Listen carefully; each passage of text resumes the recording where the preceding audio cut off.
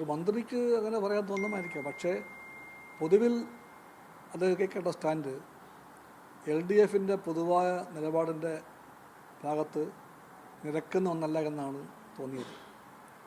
അതൊരു വികാരാവേശം മൂലം അദ്ദേഹം അങ്ങനെ പറയാൻ പാടില്ലായിരുന്നു.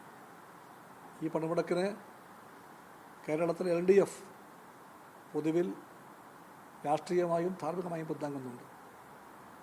അത് മറന്നുകൊണ്ടായിപ്പോയി ഗണേഷ് കുമാറിൻ്റെ ആ പ്രസ്താവനയെന്ന് അദ്ദേഹത്തോട് സ്നേഹപൂർവ്വം പറയാൻ ഞാൻ ആഗ്രഹിക്കുന്നു.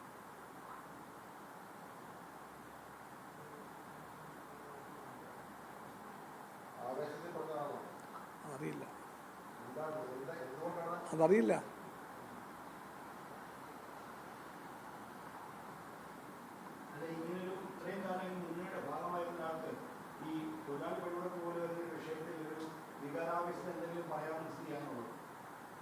ഞാൻ പറഞ്ഞല്ലോ, കമ്മ്യൂണിസ്റ്റ് പാർട്ടിക്ക് അതേപ്പറ്റി എന്തു പറയാനുണ്ടോ അത് ഞാൻ പറഞ്ഞു കഴിഞ്ഞു. ഗണേഷ് കുമാർ എന്തുകൊണ്ട് പറഞ്ഞു എന്ന് എനിക്ക് പറയാൻ പറ്റില്ലല്ലോ. അല്ലാതെ അദ്ദേഹത്തിനെ പറയാൻ പറ്റുള്ളൂ. അദ്ദേഹത്തിനെ പറയാൻ പറ്റുള്ളൂ. അദ്ദേഹം അങ്ങനെ പറയാൻ പാടില്ലായിരുന്നു എന്ന് ഞാൻ പറഞ്ഞു കഴിഞ്ഞു.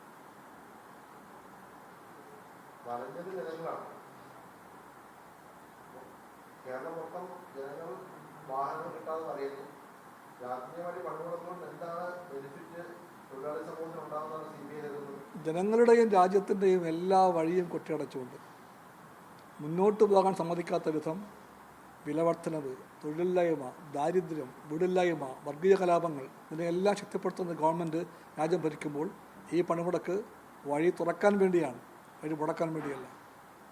ഈ സമരം കേരളത്തിലെയും ഇന്ത്യയിലെയും ജനങ്ങളുടെ വഴി തുറക്കാൻ വേണ്ടിയുള്ള മഹാസമരമായിട്ട് തീർച്ചയായിട്ടും കമ്മ്യൂണിസ്റ്റ് പാർട്ടി കാണുന്നു.